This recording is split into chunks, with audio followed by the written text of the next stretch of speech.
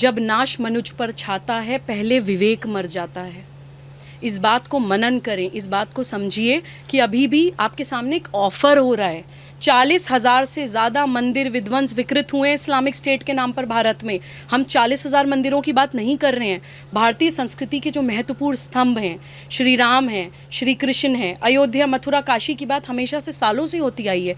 Court कचहरी से ना लड़के पूरे सम्मान के साथ, शर्मिंदगी के साथ वो हिंदू भाई बहनों को सौंपिए कि नहीं, ये इस्लाम इसकी इजाज़त नहीं देता है। दयारे हिंद में बसते हैं ऐसे राम अब भी, जो छोड़ सकते हैं गद्दी भरत के नाम अब भी। लेकिन भरत भी तो हो अपने फ़र्ज़ से होशियार, पड़ जाए जो वक्त तो हो जाए भाइयों पर निसार। ये एक पुरानी मसल तुमने भी सुनी होगी कि एक हाथ से ताली कभी नहीं बजती। न मुस्लिमों से न इस्लाम से अदावत है, हमें तो बस वतन के दुश्मनों से नफ़रत है। मुनाफिकों के लिए नोके खार है भारत, जो दिल हो साफ़ तो फूलों का हार है भारत।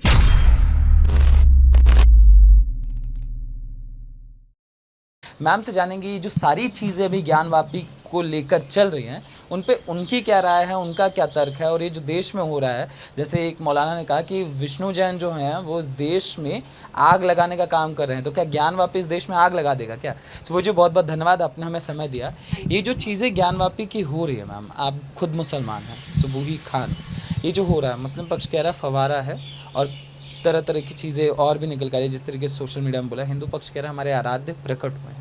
आपका क्या? जितेंद्र, आपके चैनल के माध्यम से सबसे पहले तो मैं पूरे देशवासियों को और जो भारतवासी भारत से बाहर भी रह रहे हैं, एक मुसलमान, एक भारतीय मुसलमान होने के नाते मैं सबसे हाथ जोड़ के क्षमा मांगना चाहती हूँ, माफ़ी मांगना चाहती हूँ, क्योंकि मेरे मज़हब के नाम पर, मेरी संस्कृति का एक ऐसा दर्शन, मेरी संस्कृति का एक महत्वपूर्ण स्तंभ, जिनके बिना भारतीय संस्कृति इमेजिन भी नहीं की जा सकती है, उनका अपमान मेरे मज़हब के नाम पर आज हो रहा है। ठीक है, विदेशी आक्रांता तो जो कर गए करके गए, वो उन्होंने मंदिर विध्वंस करे, मंदिर विकृत करे। आज का भारतीय मुसलमान उस अपराध के लिए जिम्मेदार नहीं है, मैं मानती हूँ। लेकिन आज सब कुछ जानने के बाद अगर हम शिवलिंग को फव्वारा बोल रहे हैं, या आज सब कुछ जानने के बाद हम कहीं ना कहीं उस आक्रमण को, उस आतंकवाद को, उस कट्टरवाद को मौन समर्थन दे रहे हैं, तो हम कहीं ना कहीं जिम्मेदार हैं। मैं उसके लिए बहुत शर्मिंदा हूँ Jitendra, and I am extremely sorry for that.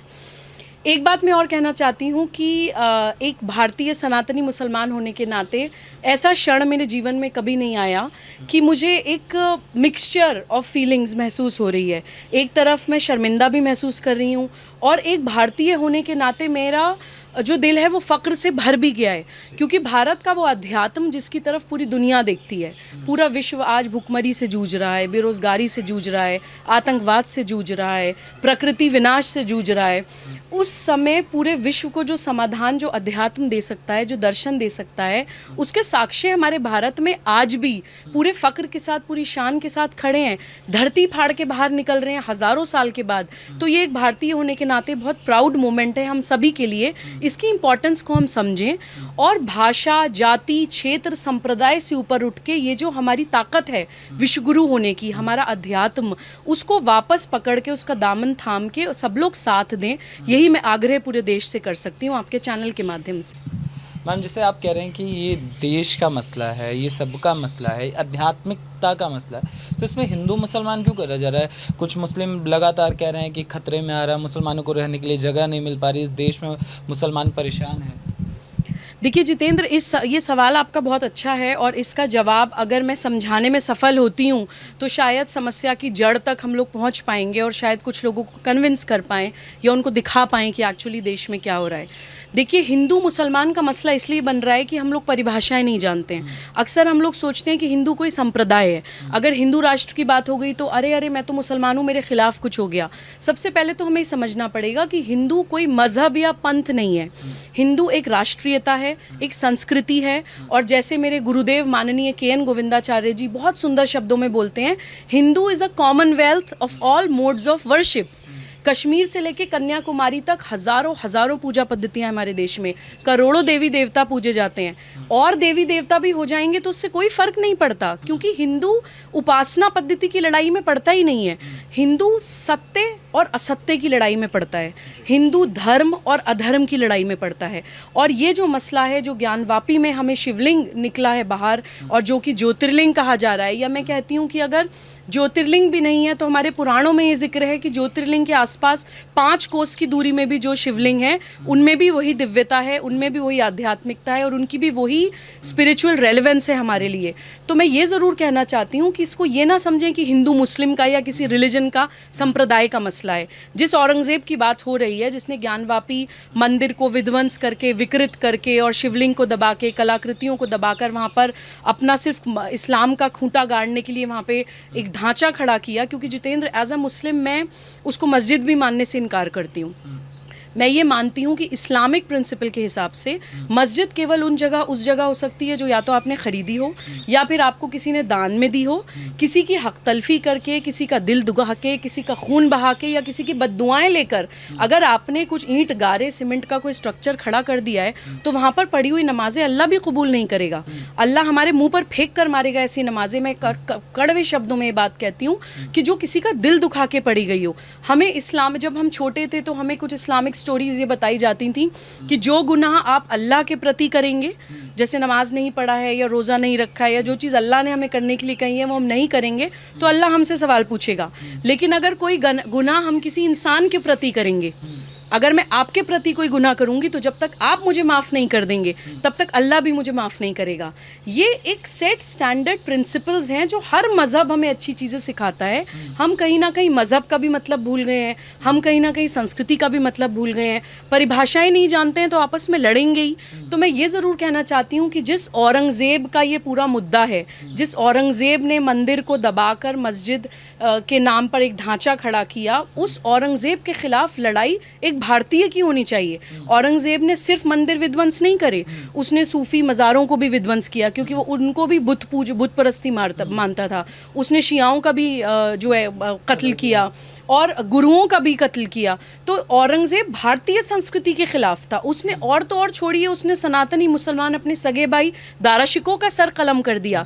तो कहीं ना कहीं भारतीय मुसलमानों के लिए भी ये अवेकनिंग का मूवमेंट है कि समझें, उस लम्हे को समझें कि ये हमारे लिए एक आंखें खोलने वाला, एक जागरण का, एक उत्सव की तरह मनाने वाला एक समय है कि हम सबको दिखाने के लिए कि क्या है भारत का अध्यात्म। हिंदू भाई बहनों को भी समझना चाहिए कि शिव केवल पूजन का विषय नहीं है, शिव दर्शन का विषय है। शिव के साथ साथ हमें शिवत्व भी समझना पड़ेगा। सिर्फ शिव मंदिर बना देने से कुछ नहीं होगा, शिव मंदिर के साथ हमें उस शिव एलिमेंट को समझना पड़ेगा। ये हिंदू भाई बहनों के लिए भी जागरण का विषय है और मुसलमानों के लिए भी जागरण का विषय है कि बहुत हो गए औरंगज़ेब, बहुत हो गए बाबर और ये तैमूर और ये खिलजी और गौरी गजनवी, इन लोगों का नामो निशान भारत से अब मिटाने का समय है। अब भारत में दारा शिकोह को सम्मान मिलना चाहिए। दारा शिकोह के साथ जो हुआ वो भारतीय मुसलमानों को पता होना चाहिए। तो मुझे लगता है कि ये ना ही सिर्फ हिंदू भाई बहनों की जीत है बल्कि सनातनी मुसलमानों की भी जीत है कि जिस भारतीय मुसलमान का सर कलम कर दिया गया था उसके देश से प्रेम करने के लिए, आज उसका भी इतिहास शिवलिंग के साथ धरती फाड़ के निकला है। तो ये हम सब की इंडियंस होने के नाते, भारतीय होने के नाते एक जीत है। मगर आप जो कह रही हैं उसको ओवैसी नहीं मान रहा। उन्होंने कहा कि बाबरी खो दी, अब ये खो देंगे, फिर मथुरा आ जाएगा, एक एक करके सारी चीज़ें आ जाएंगी। तो ऐसे थोड़ी ना हर बार कुर्बानी मुसलमान ही क्यों दे। देखिए जितेंद्र, सबसे बड़ा दुर्भाग्य मुझे लगता है कि हमारे देश का ये है कि हमारे देश में धर्म को, मज़हब को, संस्कृति को राजनीति से जोड़ दिया गया है। कहीं ना कहीं मुस्लिम समाज से जुड़े हुए जितने भी मुद्दे हैं या जो मुसलमान समाज कहीं ना कहीं समझने लगता है कि भारत में मुसलमान के साथ ख़राब हो रहा है, वो केवल और केवल इन तुष्टीकरण की राजनीति करने वाले लोगों का कारस्तानी है। वो कहीं ना कहीं मुस्लिम भाई बहनों को ये बताते हैं कि आप भारत से अलग हैं। आप पुराने ज़माने की अगर बात करें जितेंद्र, तो भारतीय संस्कृति में आप किसी के गेटअप को देख के बता नहीं सकते थे कि कौन हिंदू है कौन मुसलमान है, क्योंकि मैंने खुद पढ़ा भी है, मैं बहुत से ऐसे लोगों को जानती हूँ, मुझे बताते हैं सनातनी मुसलमान के इतिहास से भारत भरा पड़ा है। इतने साक्ष्य हैं। भारतीय मुसलमान महिलाएं सिंदूर भी लगाया करती थी, बिच्छियाँ भी पहना करती थी, तिलक भी लगाया करती थी। आज अगर मैं तिलक लगा लेती हूँ तो कोई मुझे बोलता है कि आपने क्या इस्लाम छोड़ दिया है। तो इस तरह का कन्फ्यूजन क्रिएट करा गया है और भारतीय मुसलमान को सिर्फ वोट की तरह इस्तेमाल करने के लिए स्टेप बाय स्टेप भारत से तोड़ा गया है जितेंद्र। देखिए पाकिस्तान जो बना है इस्लाम के नाम पर, वो मुसलमानों के नाम पे एक बहुत बड़ा कलंक है, क्योंकि हमारे प्रॉफिट मोहम्मद सल्लल्लाहु अलैहि वसल्लम अपनी मातृभूमि का सम्मान करने की बात करते थे। वो रियासत मदीना इसलिए बोलते थे क्योंकि वहाँ पैदा हुए थे, उनकी मातृभूमि थी। हम भारत में पैदा हुए हैं तो रियासत मथुरा, रियासत अयोध्या, रियासत काशी या रियासत भारत की बात करना हमारा कर्तव्य है, हमारा फ़र्ज़ है, वही हमारा ईमान है। क्योंकि ईमान की परिभाषा ही होती है कि जिसका मुसल्लम ईमान हो वो मुसलमान है। ये मुसलमान की परिभाषा है। ईमान का मतलब होता है धर्म का पालन, धर्म का मतलब होता है कर्तव्य। तो अगर मैं भारत में पैदा हुई हूँ और मेरे देश को किसी भी मानसिकता को इस्तेमाल करके मेरे देश को तोड़ा जा रहा है तो उसके खिलाफ आवाज़ उठाना मेरा ईमान है। अगर मैं उसका पालन नहीं करूँगी तो मैं मुसलमान कहलाने के लायक नहीं हूँ। तो मुसलमानों को किस तरह से तोड़ा गया है, मैं आपको कुछ डेट ज़रूर बताना चाहती हूँ जितेंद्र। जब सब लोग एक थे 1857 की क्रांति में अंग्रेज़ों के ख़िलाफ़ सभी भारतीयों ने, किसी भी भाषा के हों, किसी भी जाति के हों, किसी भी क्षेत्र के हों, किसी भी संप्रदाय के हों, अंग्रेज़ों के ख़िलाफ़ एक लड़ाई लड़ी। और अंग्रेज़ उस क्रांति के बाद समझ गए कि इन लोगों की जो एकता है, इन लोगों की जो आध्यात्मिक एकता है, जो ये एक दूसरे के अंदर भगवान को, परम तत्व को देखते हैं, जब तक उस चीज़ को नहीं तोड़ा गया भारत पे बहुत लंबे समय तक राज नहीं किया जा सकता। वहाँ से उन्होंने डिवाइड एंड रूल की पॉलिसी स्टार्ट करी। उन्होंने देश को जातिवाद में भी तोड़ा, उन्होंने देश को संप्रदायों में तोड़ा, उन्होंने देश को क्षेत्रवाद में तोड़ा। तो क्योंकि यहाँ पर सिर्फ मुस्लिम विषय की बात हो रही है तो मैं आपको ये बताना चाहती हूँ कि मुसलमान को भारत से कैसे तोड़ा गया है।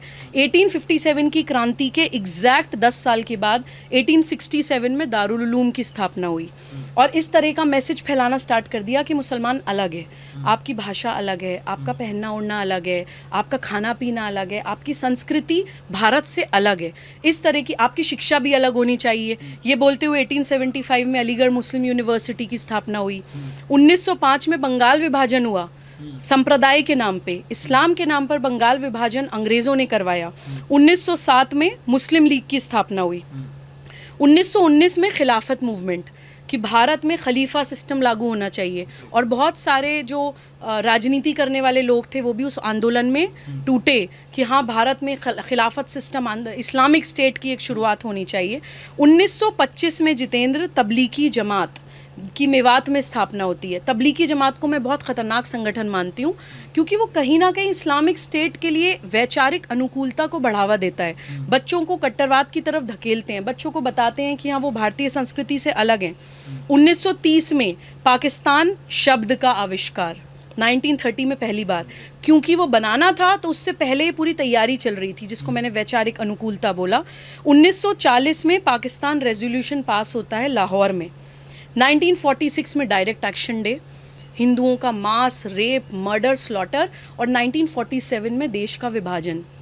तो आज वो समय है कि भारतीय मुसलमान को भी ये समझने की ज़रूरत है कि पाकिस्तान अगर मेरे मज़हब के नाम पे बनेगा तो मेरी जिम्मेदारी है कि पहले मेरी गर्दन कटनी चाहिए, पाकिस्तान का नाम भी आने से पहले।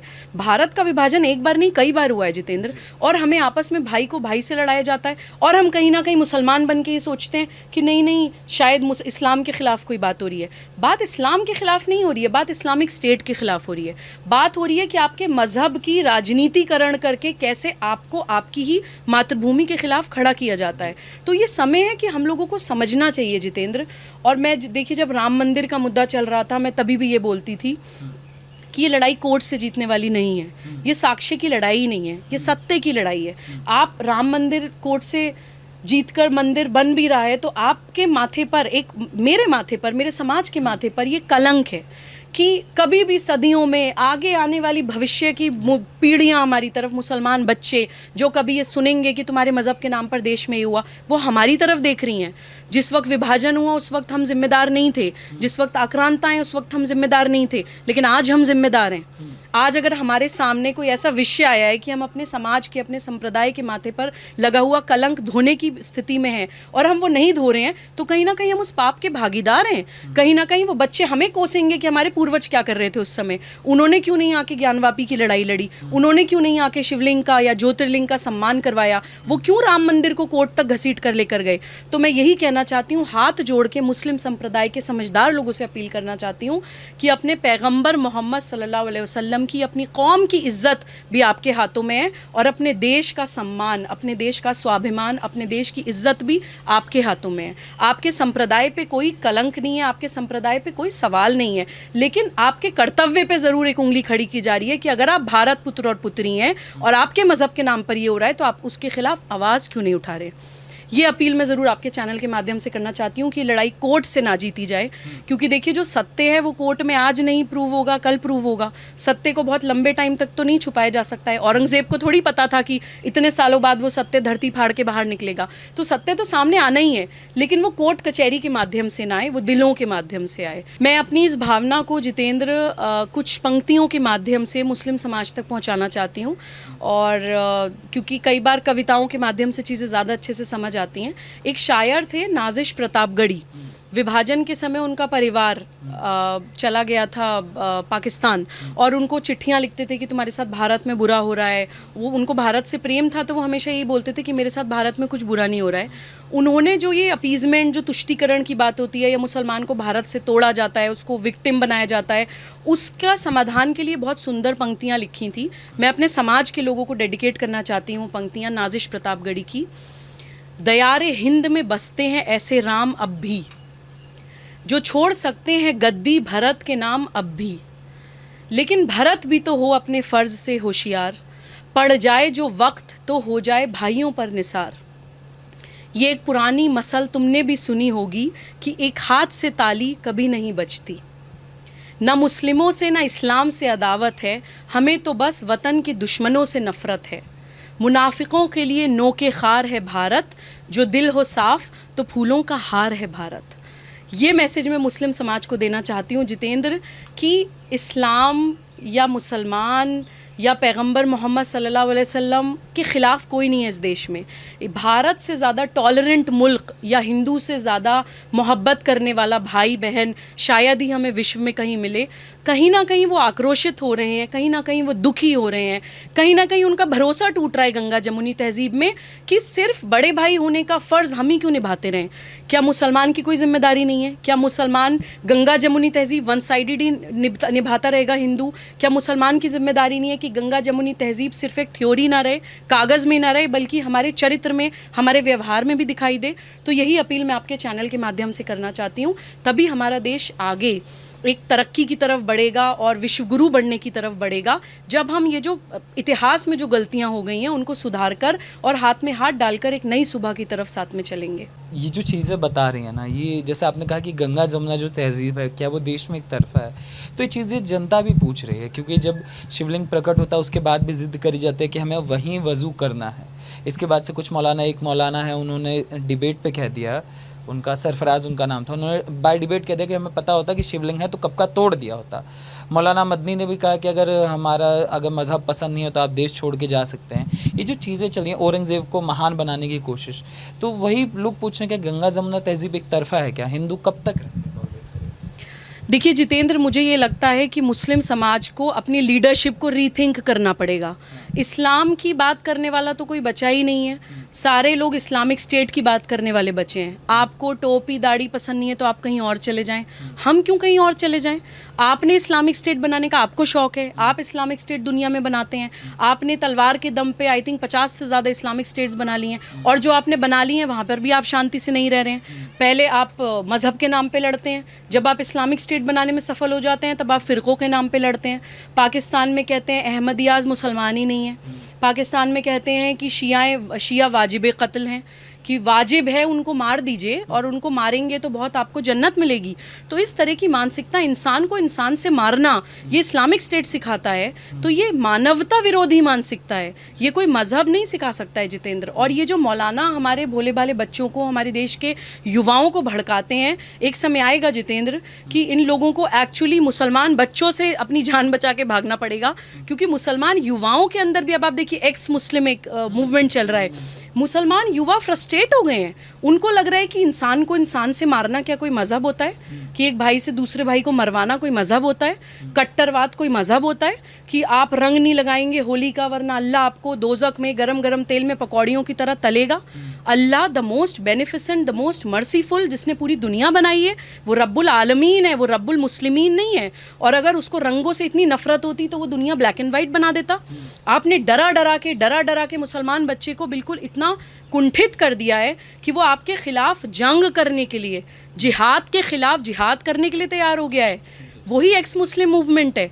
तो मैं ये कहना चाहती हूँ जितेंद्र कि या तो ये मौलाना सुधर जाएं, या फिर अपनी अज्ञानतावश कर रहे हैं तो थोड़ा इस्लाम का भी इतिहास पढ़ लें कि पैगंबर मोहम्मद की नस्लों को किसने मारा है, पढ़ लें कि कुरान की 500 मैन्युस्क्रिप्ट्स किसने जलाई थी, खलीफाओं का इतिहास याद कर लें, किस तरह से इस्लाम तलवार की नोक पे फैलाए वो याद कर लें, और भारत ने कितना सम्मान दिया है मुसलमान को ये पढ़ लें जाके, अगर अज्ञानतावश कर रहे हैं। और अगर जानबूझ के कर रहे हैं जितेंद्र, तो देखिए ये भारत है, जैसे मैंने आपको बोला मुनाफिकों के लिए नो के खार है भारत, जो दिल हो साफ तो फूलों का हार है भारत।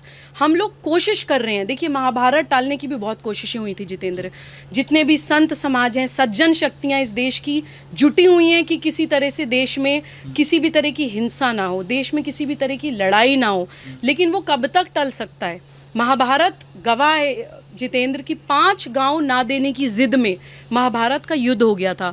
ये जो मुस्लिम समाज के लीडर्स हैं ये पुश कर रहे हैं भारत को कि आप लड़िए हमसे, और मतलब जैसे कहते हैं ना वो जो रोड साइड गुंडे होते हैं मारते हैं आपके आके, आप बोलते हैं ऐसे मत करो कि अरे बता तू क्या कर लेगा, फिर आप बोलते हैं नहीं नहीं ऐसे मत करो, वो फिर आपको कंधे पे मारता है बता तू क्या कर लेगा, और जब आप रिटेलिएट करते हैं तो आपके एक धक्के में वो जाकर दूर गिरता है और शायद दोबारा आपके सामने खड़े होने की हिम्मत नहीं करता। तो आप हिंदू समाज को, भारतीय समाज को आप वरगला रहे हैं, आप उनको आक्रोशित कर रहे हैं, आप उनको प्रोवोकेट कर रहे हैं। मैं पूरी as an officer of the court, as a lawyer भी ये बात बोल रही हूँ जितेंद्र, बहुत सी कंट्री में प्रोवोकेशन एक पनिशेबल ऑफेंस है कि आप किसी को हिंसा करने के लिए प्रेरित कर रहे हैं, वो नहीं करना चाहता है हिंसा, लेकिन आप उसको मजबूर कर रहे हैं कि लड़ो हमसे आकर। आप किसी की आस्था का मजाक बना रहे हैं, आप श्री राम की अस्तित्व पे सालों साल तक उंगलियां उठाई गई, शिवलिंग को फव्वारा बोल रहे हैं आप खुलेआम, कैसे कैसे। मौलाना, मुझे देखकर गुस्सा आ रहा है जितेंद्र, मैं कहती हूँ कि हिंदू बहुत टॉलरेंट है कि वो फिर भी देख रहे हैं, वो इंतज़ार कर रहे हैं कि नहीं कोर्ट से कोई फैसला आएगा, तो ये ना करें। मैं यही अपील उन मौलानाओं से कर रही हूँ कि आप ना करें, क्योंकि हर समाज का युवा आपके खिलाफ खड़ा हो जाएगा। कोई इंसान को इंसान से ना बांटना चाहता है, कोई हिंसा नहीं चाहता है, कोई अपने देश का बंटवारा नहीं चाहता है, लेकिन आप लोग अगर ये करते रहेंगे तो मैं आपको कुछ पंक्तियाँ बताना चाहती हूँ जितेंद्र। हमारे राष्ट्र कवि रामधारी सिंह दिनकर जी ने बहुत अच्छी बात कही कि जब पांडवों और कौरवों का युद्ध चल रहा था तो उस युद्ध को टालने की भी बहुत कोशिशें हुई, और श्री कृष्ण एक ऑफर लेकर गए थे कौरवों के पास कि किसी तरह से वो लड़ाई ना हो, तो एग्जैक्टली कि मत लड़िए मत, किसी तरह से समाधान हो जाए, आप भाई बहन ही तो आपस में लड़ाई नहीं होनी चाहिए। इस तरह का एक मैसेज लेकर श्री कृष्ण गए थे, जिसको बहुत सुंदर शब्दों में रामधारी सिंह दिनकर जी ने लिखा है। मैत्री की राह बताने को, सबको सुमार्ग पर लाने को, दुर्योधन को समझाने को, भीषण विध्वंस बचाने को, भगवान हस्तिनापुर आए, पांडव का संदेशा लाए। क्या था वो संदेशा? दो न्याय अगर तो आधा दो, पर इसमें भी यदि कोई बाधा हो तो दे दो केवल 5 ग्राम, रख लो अपनी धरती तमाम। हम वही खुशी से खाएंगे, परिजन पर असी न उठाएंगे। दुर्योधन वो भी दे ना सका, आशीष समाज की ले ना सका। उल्टा हरि को बांधने चला, जो था असाध्य साधने चला। जब नाश मनुज पर छाता है, पहले विवेक मर जाता है। इस बात को मनन करें, इस बात को समझिए कि अभी भी आपके सामने एक ऑफर हो रहा है।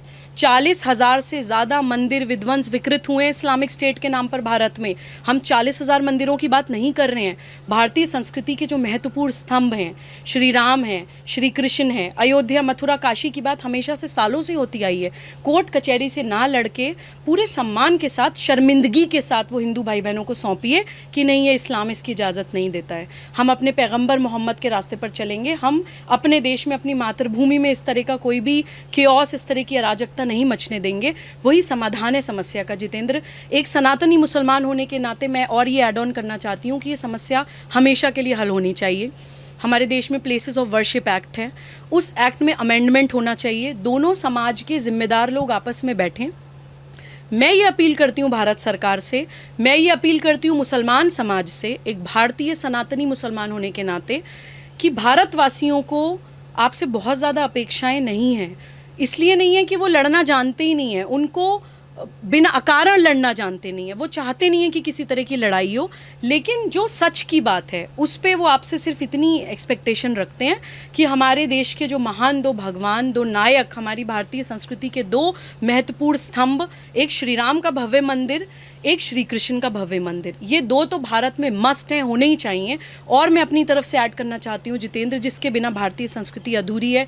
मैं पर्सनली एक मुसलमान होने के नाते इस चीज़ को मानती हूँ, 12 ज्योतिर्लिंग और 52 शक्तिपीठ, क्योंकि हम कहते हैं कि शिव और शक्ति से ही पूरा संसार बना है। वो जो आध्यात्मिक एक दर्शन है हमारे देश का, वो 12 ज्योतिर्लिंग, 52 शक्तिपीठ और श्री राम और श्री कृष्ण के भव्य मंदिर से साक्षात हम लोगों के सामने आएगा और भारत को ही नहीं, विश्व की बहुत सारी समस्याओं का समाधान देगा।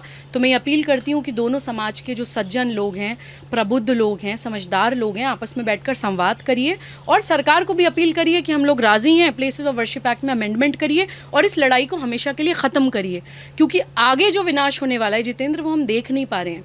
आगे आने वाली जनरेशन्स के पास ये लड़ाई नहीं है कि कौन किस जाति का है, कौन किस संप्रदाय का है। आगे आने वाली जनरेशन्स के पास ये सवाल है कि सांस लेने के लिए हवा नहीं है, पीने के लिए पानी नहीं है, मिट्टी खत्म हो गई है धरती की, उगाएंगे क्या, खाएंगे क्या? भूख से दुनिया मरने वाली है, प्यास से दुनिया मरने वाली है। हमें समझना पड़ेगा जितेंद्र। चेन्नई भारत में पहला ऐसा जगह बनी है जिसमें 2000 फीट तक नीचे पानी विहीन हो गया है। हम दिल्ली में खड़े हैं, दिल्ली में अभी कुछ दिन पहले वाटर इमरजेंसी नंबर लागू हुआ था। दिल्ली में कई जगह 3-4 दिन तक पानी नहीं था, यमुना का स्तर इतना नीचे चला गया है। हम लोग राष्ट्र जागरण अभियान में प्रवास करते हैं तो हम देखते हैं प्रकृति से जुड़े इन मुद्दों को, क्योंकि हम उस अभियान में प्रकृति के ऊपर बहुत काम कर रहे हैं। हमने देखा कानपुर में, उत्तर प्रदेश में 200-300 फीट तक नीचे पानी नहीं है, पंजाब में 700 फीट तक नीचे पानी नहीं है। हमने अपनी जनरेशन में देखा है कि हम हैंडपम्प से 4 फुट नीचे से पानी निकाल लिया करते थे। हमारी अपनी जनरेशन में 25-30 सालों में पानी ख़त्म हो गया है पूरे देश का। तो ये हमें समझने की ज़रूरत है कि आगे जो विकराल समस्या खड़ी है उसको हम देख नहीं पा रहे हैं। इन सब चीज़ों से हम निकलें और प्रकृति की ओर वापस लौटें, जो भारतीय संस्कृति का ही एक महत्वपूर्ण स्तंभ है। हम विश्वगुरु सिर्फ हीरे जवाहरात मोतियों के कारण नहीं थे, हम विश्वगुरु अपनी आध्यात्मिक एकता और अपनी प्राकृतिक संपत्ति के कारण थे। तो हम उस प्रकृति की ओर वापस लौटें। हमारी संस्कृति में भगवान का मतलब भी होता है भूमि, गगन, वायु, अग्नि, नीर। तो प्लीज़ हिंदू मुसलमान से ऊपर उठिए और भारतीय संस्कृति की ओर वापस लौट के ना ही सिर्फ भारत बल्कि विश्व को एक मशाल दिखाइए समस्याओं से बाहर निकलने के लिए। यही अपील मैं आपके चैनल के माध्यम से करना चाहती हूँ।